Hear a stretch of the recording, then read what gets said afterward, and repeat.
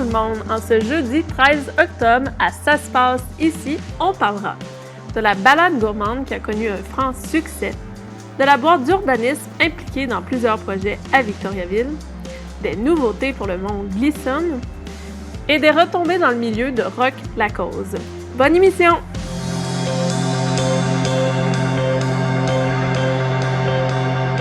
Christelle Perrault a été nommée directrice générale de la Fondation du Cégep de Victoriaville suite au départ à la retraite de Joanne Hamel, qui a été DG pendant plus de 11 ans.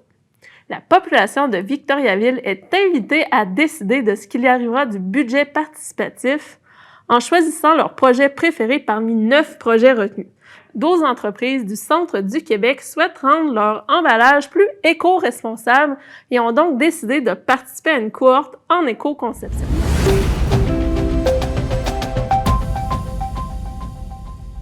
La balade gourmande s'est conclue dimanche dernier, offrant aux multiples visiteurs l'occasion de découvrir les producteurs dans Victoriaville et sa région, mais aussi dans l'érable. C'est un retour vraiment très attendu de la part des visiteurs et des producteurs après un report en 2020-2021 avec des mesures sanitaires.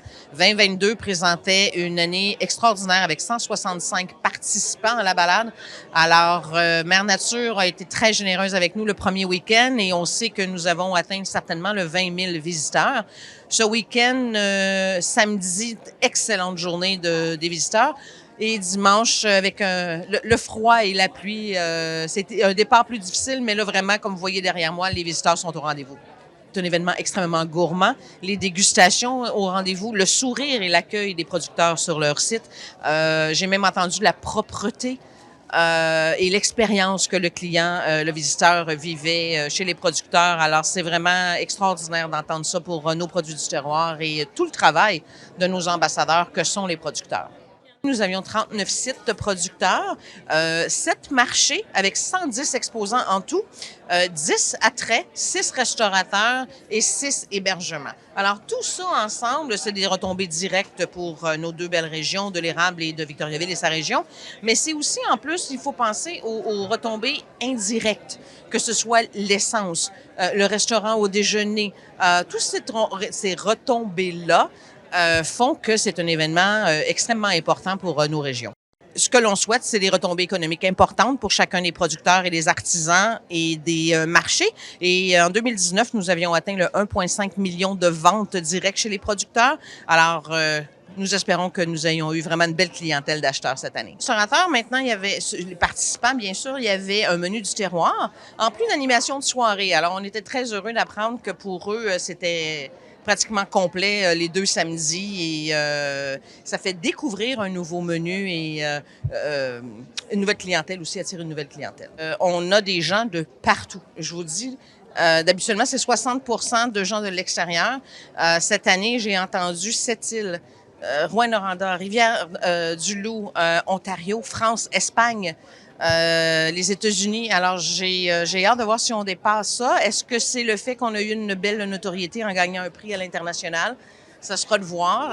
Et on va faire un post-mortem avec le conseil d'administration et on sait déjà qu'on a une belle innovation qui va être annoncée en début d'année, mais on vous garde la surprise pour l'année prochaine.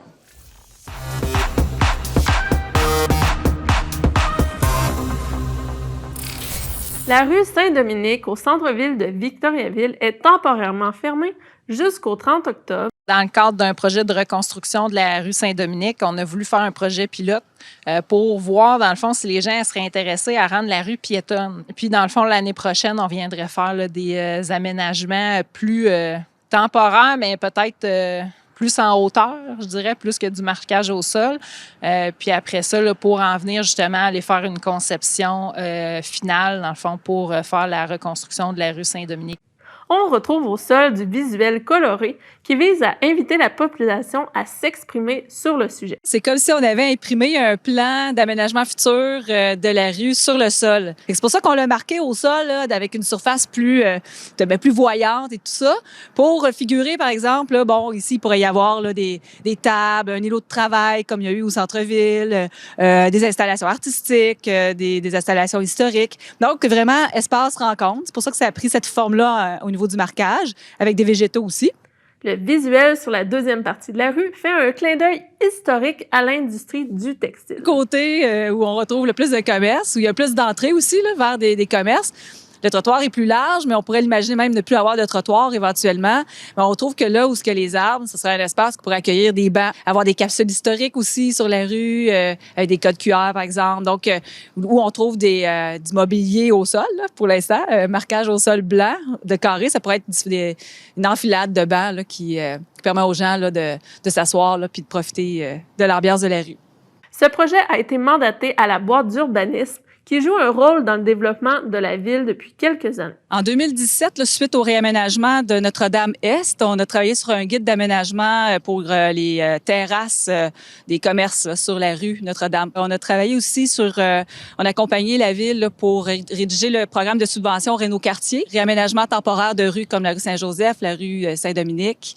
Et présentement, on est en train de finaliser le programme particulier d'urbanisme. Là, dans notre jargon, on dit un PPU pour le secteur Notre-Dame-Ouest. Cette firme en aménagement du territoire urbanisme est récemment devenue propriétaire du bâtiment de l'ancienne mercerie Saucier. Cette entreprise rayonne également dans d'autres régions du Québec. Présentement, on travaille sur 2 inventaires patrimoniaux pour la MRC Nicolette-Yamaska, puis pour la MRC Bécancour. On va aller aussi à Percé faire une étude typomorphologique. C'est un bien grand mot pour dire qu'on va étudier l'architecture puis la forme urbaine, les paysages de l'arrondissement historique de Percé. Donc, c'est pas mal qu'est-ce qu'il y a sur la table prochainement. Les jeunes boxeurs et boxeuses de KO 96 se voient proposer plusieurs invitations des clubs de boxe de la FQBO.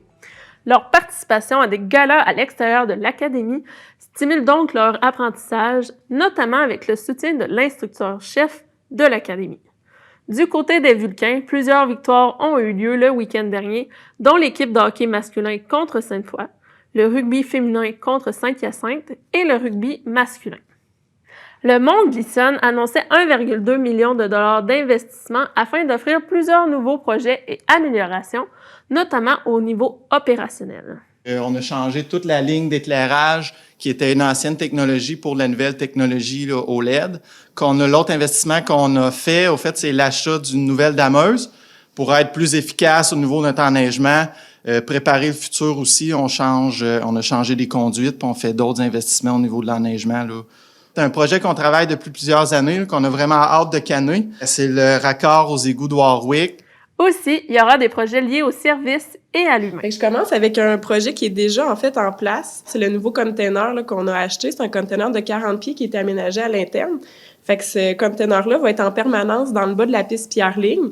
Puis ça va être vraiment une zone festive, là, si on veut, en saison puis hors saison. Fidèle à son accréditation de la démarche des deux, le Mont reçoit un don de 10 000 $ de Monsieur le maire pour l'entretien des boisés. Cette année, justement, c'est dans la plantation de pin qui est juste derrière la Pentecôle qui est là. On a une plantation de pin, fait que c'est cette zone-là qui va être travaillée là, pour cette année. Fait qu'on est bien chanceux. Merci beaucoup, Monsieur le maire.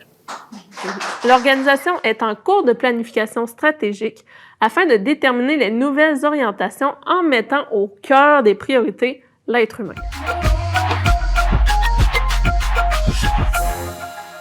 Rock sur la montagne présente un hommage à Super Trump ce samedi 15 octobre au pavillon du Mont Arthabasca à Victoriaville. Et sinon, du côté du parc Marie-Victorin, la toute nouvelle exposition Fleurs célèbres sera présentée les 2 prochaines fins de semaine.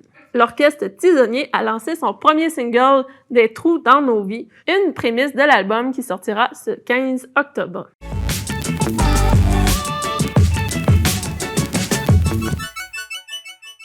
Rock la cause réalisait un bilan de sa dernière édition, en plus d'annoncer la distribution des fonds récoltés qui totalise 43 000 $. Ça a été une année exceptionnelle pour nous. On a accueilli 23 000 personnes en 3 soirs. C'est du jamais vu. Lorsqu'on a pensé Rock la cause, c'est un peu là qu'on voulait aller. La générosité des gens sur place a permis d'amasser un peu plus de 43 200 $ qu'on a réparti en 3 cette année parce qu'on voulait avoir un impact plus grand sur toute la collectivité.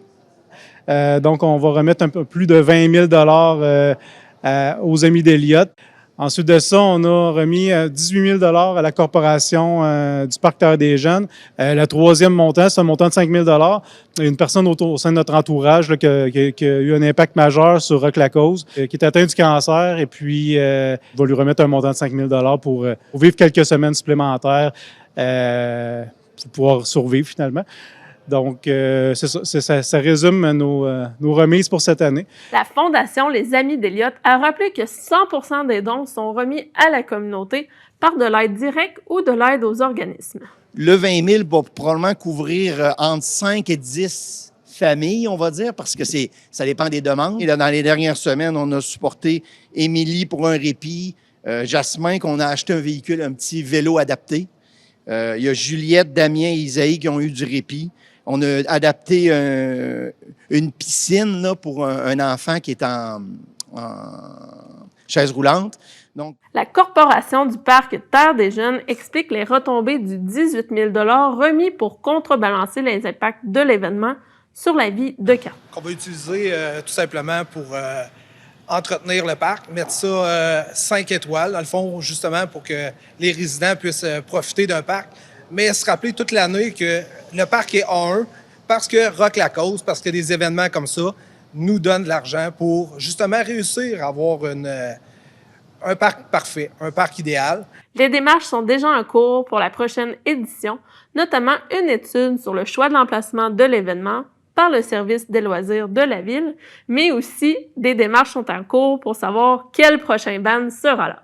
Tu sais que si on va avoir une grosse édition comme on a eu en 2022, le premier critère, c'est d'avoir des bands qui vont intéresser les gens. Donc, ça va déterminer quels artistes vont monter sur notre scène. Les offres sont déjà sur la table, on attend des réponses. Mettons, dans notre créneau, là, on peut penser à The Offspring, on peut penser à Rancid, on peut penser à NoFX, on peut penser à Papa Roach, 3 Days Grace, Lamb of God, Simple Plan, peut-être, là, plus...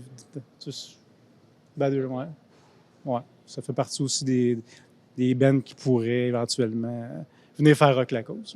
Donc, on s'enligne pour le Spirit is High, donc on s'enligne pour une grosse année encore l'année prochaine. Et voilà, c'est terminé pour aujourd'hui. Je vous invite à m'acheminer vos informations et enjeux à nouvelles au pluriel à commercial tvcbf.tv ou au 819-758-3688. Sur ce, je vous dis à la semaine prochaine!